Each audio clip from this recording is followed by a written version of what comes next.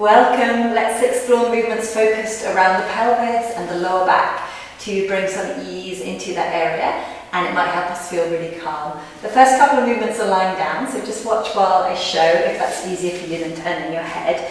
So firstly, we'll have the feet on the floor. We'll be starting with the rocking of the pelvis, so you can see that the tailbone lifts up and then the spine can arch. At the same time, I can be holding this leg. The second movement will be feet down and then pushing one knee forward a little bit and then the other knee forward a little bit. So your legs are pedaling forward and back, but your feet are staying still. Come and join me, get super comfy with your blanket or whatever you want underneath your head. And then from there, let your lower back feel like it's connecting to the ground. So we'll lift up with the pelvis. And then lift your tailbone a little bit, but feel like you're pulling lots of length along your waist, along the lower back. And see if you can drop down from the navel and then down as you lower. If that's hard for you, just practice mapping it a couple of times. So we'll lift from the tailbone to the navel, and then pull your bottom towards your heels, your hips towards your heels, and lower from the navel towards your pelvis. Good. Let your lower back broaden towards the ground. You may like to just connect into your breath. Perhaps you want a yawn or a sigh.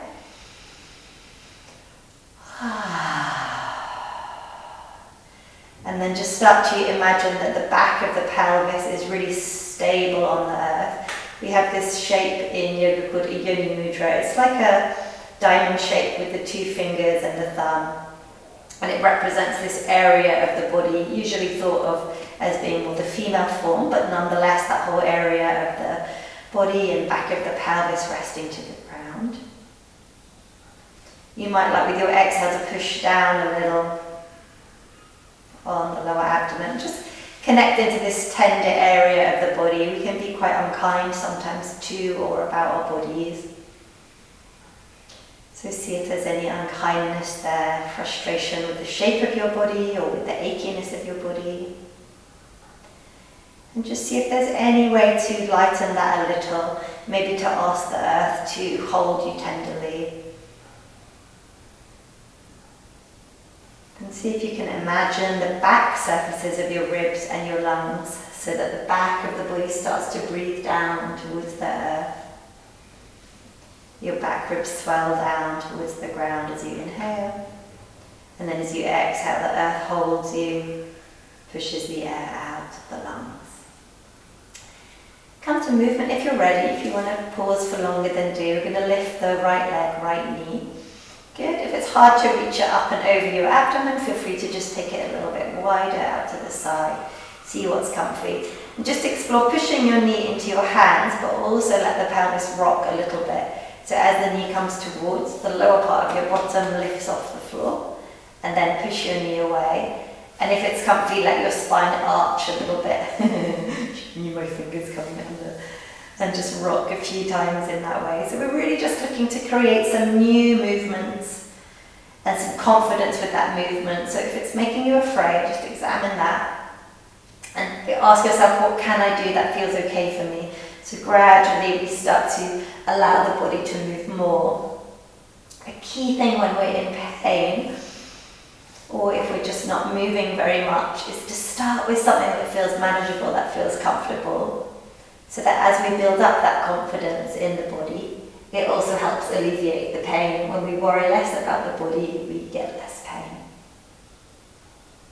And these movements in contact with the ground are also a great way to get lots of sensation into the nervous system. So notice how the body feels in connection to the ground. Tailbone lifting, and then the tailbone pushing down, the lumbar spine arching a little. Often we hear that it's bad to have this anterior curve to the spine, but actually we want the body to be able to move in all ways. So just exploring all of the movements is fantastic. Good. Take one or two more of those. Feel free to stay with it for longer. And then what you might like to do is to let this other leg slide away a bit or a lot and put some circling through the hip, but keeping the torso quite steady. So the core muscles are having to hold you there. Doesn't look like they'd be doing a lot, but they have to do quite a lot to hold you there. And then you can just explore, how does it feel to be moving this hip? And you might want one arm wide and then the other hand. So left hand to right knee, and just see how it feels to pull across from here. So you get a bit of a stretch here across your glutes and some of those other muscles running across here, like the obturator. We've got some obturator muscles and gemellus, a few different small muscles which run across from your sacrum to the hip. And it can feel quite nice to just rock there sometimes, see how that is for you. Okay, so we'll come back to center, let the knees be bent, have a little jaw wobble or wrap massage the jaw if you prefer. Invite the body weight to sink towards the ground. Notice your breath, invite the breath towards the back of the body. And then let your left leg come in. Catch a hold. Can be wider or narrower, see what works for your body. Let your tailbone sink and your lumbar spine arch. Let your lumbar spine flatten to the ground and your tailbone curl up. Pushing one way and the other, mapping the body and the brain. Where do you notice that sensation as the body moves? Which area gets mapped?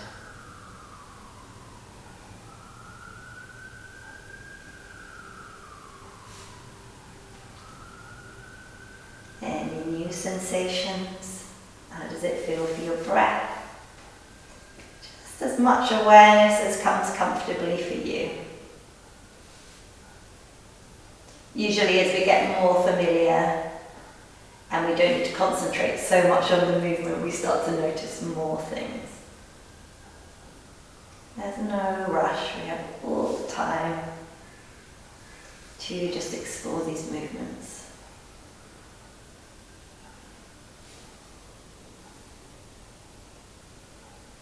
Good, just take a couple more if that's working for you. If you want to do less, do less. If it's feeling too much, you could even just do a little pelvic tilt without the leg in, if it feels like it's pulling.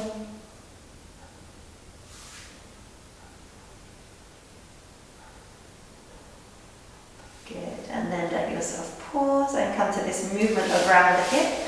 You might want this other leg out of the way. Circling the leg, let the abdomen engage and be stable. So you can have that sense of where your thigh bone, where that femur sits inside the pelvis.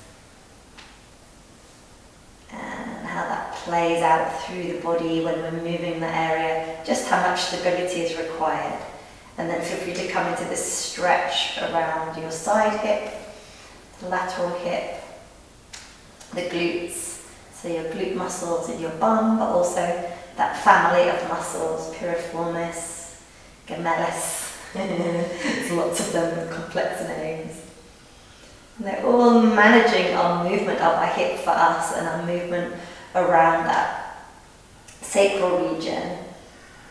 Movement of the pelvis. So there's a whole host of muscles there doing great work, helping us to move that hip. But we can get a little bit more intelligent around the movement. As we map the body and the brain, we can get to be better movers with more ease. Have a bit of a stretch across there if that feels good for you. Come back, and then we're going to have both feet on the floor. Let's just stretch out the legs first. Your legs might straighten or not, either way. Have a little ankle stretch or a bit of a hamstring stretch. It might look like this, whatever it looks like in your body. And then we'll bring your legs down. Now we're going to do the knee forward, knee back one. So we'll just show with the hands for now, but feel free to just rest your hands. Your lower back sinking to the ground, one knee reaching forward, and then sliding back. So I imagine it to be something like this. I'm sure it's not exactly what's happening, but essentially just putting a little bit of movement around the hips and around the sacrum. Being confident that it's really hard to move that SI joint out of line without some serious speed or something. These slow movements are not so likely to do it.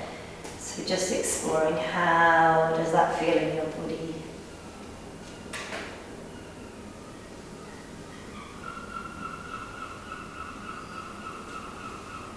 Let yourself connect into your breath. You might find your knee moving in a little.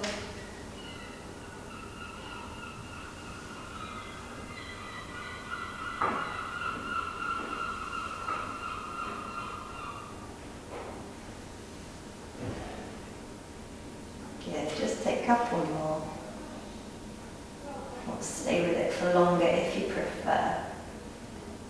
Pause, and then we're going to let the feet go wider and the knees just rest together. So you've got a little bit of internal rotation at the hip. Soft breath in or out, have a yawn or sigh if you prefer. Imagine the body weight releasing into the ground and feel that the earth receives the weight of the body, so there's some sense of stability in the body.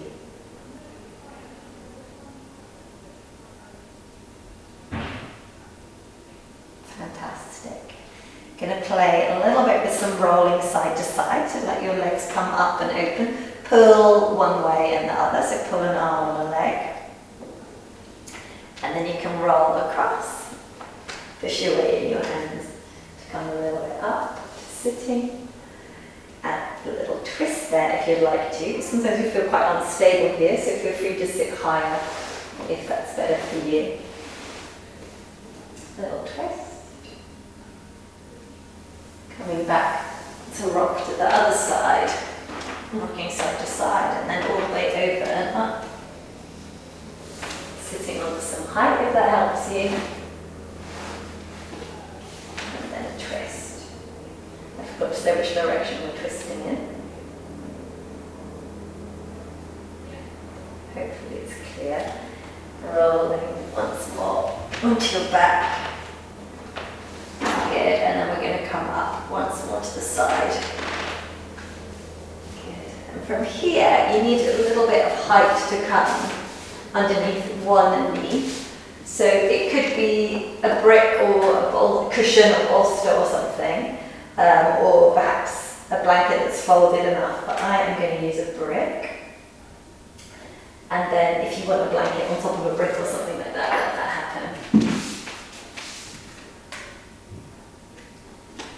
We'll take this as our last movement. So I'm going to be up, the other way, and then you can see that now the pelvis has gone uneven. Then I'm just going to explore how it feels to lift this knee, and I can try and pull it in and up towards the abdomen, and then let myself lower, and I'm just letting this whole back slide down. So getting a little bit more length over this right side as I pull in the knee and then lower. So I'm getting some work through the hip flexor, and then just a little bit of length more coming on that side. And exhaling to pull in and then drop down.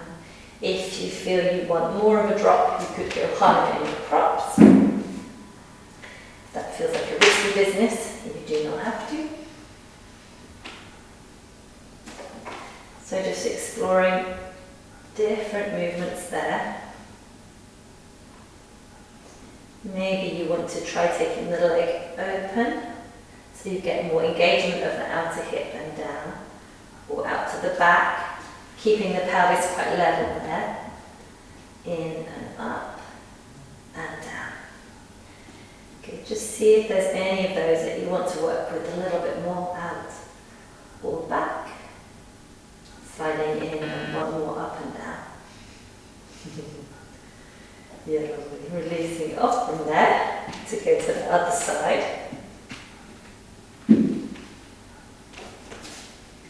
Let your knee drop so you get a little bit more length on this raised side and pull in. Drop, you can explore different angles, but really just getting a little bit of mapping, a little bit of new movement in the body. Dropping, pulling in.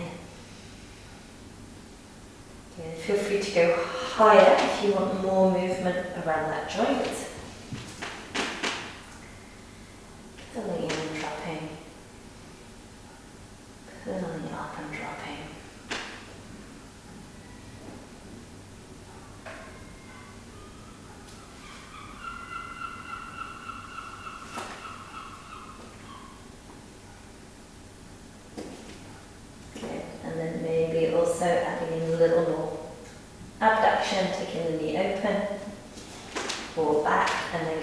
little bit more posterior tilt.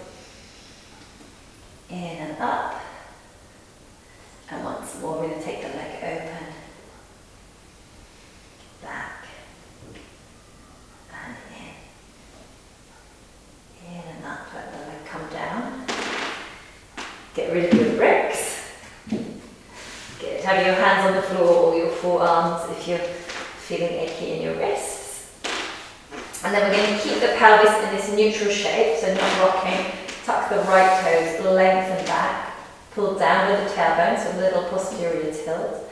Cross the leg behind you, and then look around towards your foot. So my right foot's gone across to the left, and then I'm moving my hands to the left, lengthen to the left. You might want to lift that right arm and pull a little bit more, if that works for you, or you might be on forearms walking around. You can also try lowering and lifting, or swinging and lowering and lifting the hip. So just getting different movement and sensation around the outer hip and around the SI joint. Coming back through to the center. Again, just sit back, shake out your wrists, or lean down, shake out your wrists. Take a breath in and out. And then last side. Lengthening back with the left leg. Tailbone pulls down, so you've got this neutral, slightly posterior pelvis. So let the legs slide behind, and then look towards the foot and walk towards the foot if that works for you. Good, and then any movement here that you want to play with, so you might rock the leg forward back, or move side to side more, or rock your hip down and up more. All sorts of different sensations and ways of moving, so that we can perhaps find some ease or pleasure in the movement. And again, that mapping of the body in the brain. Come back through to center. Let your legs slide in. Good, and then we'll come just up to standing in any way that works in your body. Take your time. Have the feet on the floor. Rock forward, back and side to side with your feet, and just feel your connection of your feet to the earth. Let your legs feel strong and go towards a neutral pelvis. So we'll explore pelvis forward, anterior tilt, pelvis tucked under, posterior tilt, neutral, a little bit of side to side, and then a little twist of the hips one way and the other way. And then just let yourself stand in a way that feels comfortable for you. You might just be reinforcing that your natural posture is fine, or you might find you want to switch it up for a little while if you've been achy and in pain recently. Feel your breath coming and going. Feel that your breath can move towards the lower ribs. And just inviting some sense of ease or confidence in the body as you pause. Enjoy the rest of your day. If you're ready for lying down in Shavasana,